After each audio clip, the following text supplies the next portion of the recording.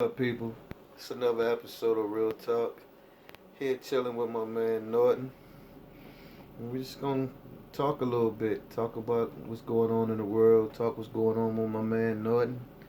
So I'm gonna start it off by asking my man a couple of questions. He gonna tell you how he feel. So this what's up. Can you tell the audience a little bit about yourself?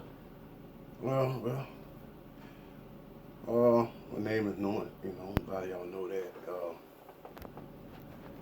Doing good. Been through some changes. Been through a lot of things in my life. Life good. Look at things differently now. I'm more responsible. Spending time with my daughter. Getting things straight. Okay. Hey, what make you feel like you different from everybody else though, bro? My drive. I live on succeeding. A lot of other people uh, chase that money bag. I chase the dream. Okay. Okay. What's the dream? Living life right. Alright, alright. Living life the right way. What matters to you more than anything? My walk with God. Your walk with God. So how that walk with God been? Since me and you done hooked up and we've been talking, how that walk with God It's in spiritually speaking spiritually, it's been a battle. Yeah. Um, and God speaks. It's like, do it or Yeah. don't. Yeah. I've been running, but I've been studying three different religions Okay. to come up with a balance. Alright. So what made you want to change your life? Other people, seeing how they would see how they was living and the things that they was getting, and I want that dream too. You want that dream too? I mean, but for reality situation, you changed for you, For myself and not for other people. right, You basically changed for you because you wanted to do better for yourself. right. Shit. That's about right. So what's the one thing you can't live without? My little girl, Alright, family. family, So family is very important to you, huh? right. Explain a little bit, because some of these people probably need to know. Well, when you go through a lot of different things in life, you try to find things to hold on to. Yeah. Those things that you try to hold on to are only temporary, but there's only one thing that will last forever: that love. Our children look up to us, Yeah.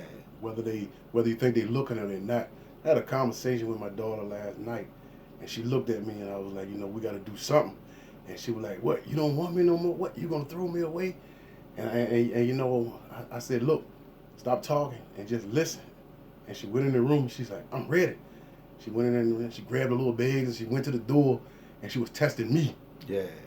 And I looked at her mother. I was like, "Yo, she's playing us right now." So when she came back, she sat down. I was like, "Whatever you want to do it. Don't just do it." And she said, "But Dad, you don't understand." And I think at that point right there, it changed something in me. We went into the kitchen, and she was like, "I need you." And she was like, "You don't know what I'm going through." And then she started asking me these questions and personal questions about this, that, and the third. And I was never prepared for that. Yeah. Guys out there, if you got a little daughter out there that's coming up, Mm-hmm. and these little puberty things coming, you got Yeah. set a lot of things. I went through that with my daughter, man. I mean, but I try to be strict on her because I know how guys are. But you can't be strict on you because you say, well, that used to be me. Yeah. I used to be that guy chasing that girl, like that young man chasing my daughter. But you just gotta give your kids the game, so when they hear that guy saying that, they already know it's game. Then your daughter gotta look at you. She should want her man to be like her father, the reflection of her father, because I would never do my daughter no harm. Always would do her right and always would treat her right. So as long as she look for a man and find a man, but I think she found a good man right now, the one that she had, because he treats her right. I'm proud of my daughter and I'm proud of him. I'm proud of their relationship. So I hope they continue to be blessed with their relationship and everything that they do and shit. What are you most determined to do in your life, man? What's your drive? What you really wants to do? I mean, what you want to do? It's gonna sound crazy, but I like working on stuff. It ain't sound crazy. That's you. I want to take my education to the high. Be educated, Yeah. meaning the hands-on. Yeah. And Man. it's main focus. Think about this, man. That's what God created us. We all different. So you never say your dreams or what you're doing might sound crazy. God put that in you to be different from somebody else. So it's not crazy. It's what you want to do. That's what you want to do. All right. What you enjoy doing? I enjoy getting up in the morning, and when I get to work, and look for positive vibes. Yeah. I look for positive in every situation. Yeah. And since I've been talking to you, I know how to wean myself away from the negative, and I use this now and not these. Yeah, my thing is, man, when I wake up in the morning before I even go to work, I sit in my car and I say a prayer. Then once I say my prayer, I'm still praying all the way till I get to work. I don't play no music. I don't play nothing. So my 20-minute ride to work, just me and the Lord just talking about life. I just ask him to give me something to say on Facebook to maybe help somebody that morning or help somebody in their life, or help me in my life, help my family in my life when we going through our struggle, because ain't no family perfect. Everybody always had that uncle, that auntie, that cousin, that daughter, that son, that wife, and we all go through things. So ain't no family perfect. So I just pray that Lord just keep your angels watching over us as we just make it through this day, because the day is not promised to nobody. So I don't know. I might, you know what I'm saying. So I just pray to keep everybody intact, let everybody make it to work safely, everybody make it home safely, that we have a positive day at work, that everybody in my life have a positive day, and all my friends and family have a positive day. Do you believe in heaven and hell? Oh, yeah. What you believe heaven gonna be like? I believe heaven gonna be a place of worship, where we get to be with the true God and just praise him and sing songs and dance to him all day long. I feel that. A place of paradise, a place of peace, a place with no confusion, a place of love, a place where everybody just gonna get along. No gospel, nobody talking about nobody, everybody just singing, dancing, having fun, and just loving each other. That's what it is to me. How about hell? Oh yeah, it's real. What you think about hell gonna be like? I ain't trying to say you gonna butt it, but yeah. What you think hell like though? I think hell is more than fire. I've had dreams and I've had visions. It's a place of suffering. I had a man to tell me before, Stanley Waller, rest in peace. He was telling me, like, Curtis Jr., you don't want to see hell, because he said he was in the hospital and he seen hell for like 10 seconds. He told me. And he said it's not a good place to go.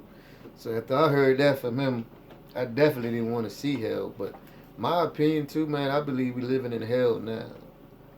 I believe once we leave from here, and that's when we be in heaven, we be in a better place. That's my opinion.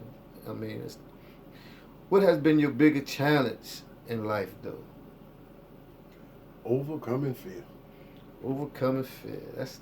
That was mine too, man, because I was scared to do this, what I'm doing now. I just be scared I was good in the streets talking to my homeboys. I call myself a leader, a person that would take charge and do things, but I always was scared to always do something, cause I always feel what other people would say back in the days. Now I don't care what nobody say.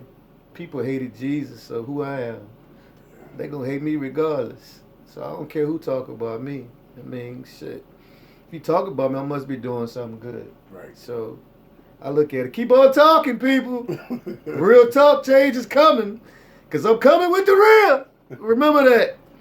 Yeah, all day long. Gonna be real talk. I mean, bro. Tell me more about you, bro. What you want to do, boy? What you want to do? It's a few things that I got going on. I'm deep into my spirituality. I'm hitting every book that I can find. There's not a lot of things out there. This coronavirus out here, Oh yeah, man. That's just a distraction, people. Yeah. Talk to him, man. Talk to him. It only can be two things. First thing is, if it's man-made, it already came from evil. To get your mind off the one that come. If you cross-reference it back to the Old Testament, Which if you study under Judaism, it could be a plague where that God is trying to get our attention. And if you come into the New Testament, everything that people do bad for the bad, God can turn it around to the good. So the few that run around buying masks and washing their hands every 20 seconds and they doing all this, if it's for you, you're going to get it. Tell me this, though. All these people washing their hands and doing all this. You weren't washing your hands before? That's what I'm saying. Now you buying everything out of the store. So you wouldn't clean your butt before? I mean, now you want everything clean. Yeah. You should be clean already. Instead of wait till something come along, now you want to be clean. So what you would? You wouldn't clean at first? Your house wouldn't clean? So stop making yourself look bad out there. Yeah. Because I'm looking at it like you should have had this shit in your house already. I mean, I'm sorry. Real talk. I'm just saying. You know, that's the way I feel about it. I mean, I feel about it too, like back in the day when they had the thing in New Orleans. Yeah. When they took and hit everybody homes and everybody had to move from New Orleans, had to move to Houston. I think God was sending a message back then too. You know, and I think this right here is sending another message.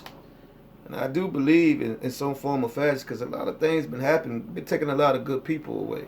In the form of fashion, I ain't saying we living in our last days. You know, it could be last days, could be years. But I'm thinking we living in them times right now. That's why we see so much happening. When the last time they counseling basketball, they counseling all the functions. People got to stay in the house. That look like one of the movies I seen on TV before. Another movie called Left Behind. When God came back and took all the good people and left the other people behind. And the people that was trying to get their life right, but their life wasn't right. So you still had the work to do on earth to get your life right. But the people who had their stuff in order, God came and took them. All the babies, all the kids, He took up to heaven with Him. Mm-hmm. With no kids left behind. But it was still some pastors left behind. It was some deacons. It was people from all over left behind that wasn't right.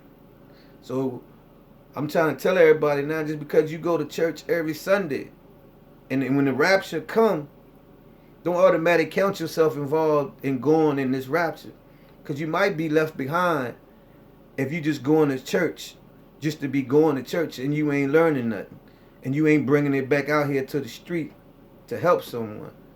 So don't be playing with God, because when the time comes, God gonna let you know, look, I know you was playing with me.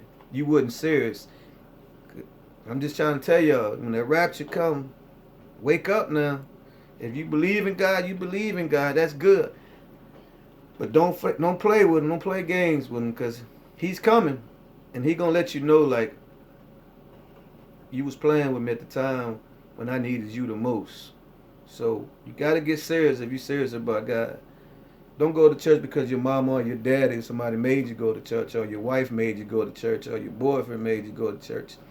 Go to church because you want to go to church to save your own soul, save your own life. Don't go to church because somebody else making you do it. Got any closing words to say, my brother Norton? Yeah, the people of the church, the saints, the evangelists, and and the apostles. When you pray for your neighbor about this coronavirus. We all know it's because of God's grace and mercy that we're still here. But now's the time to pray for His covering. For His covering. Not wisdom, not understanding. Just pray for His covering. Then when you go in prayer so God can hear your prayers, turn your head to the east and just ask God to watch over your neighbor. Love thy neighbor first before you pray for yourself. God is not going to answer a selfish prayer. So my prayer for my brothers and sisters out in the world, I don't care who you are, black, white, Chinese, you know what I'm saying? My prayer is for you guys. God got me. So. And final note to that, amen. Real talk, change is coming.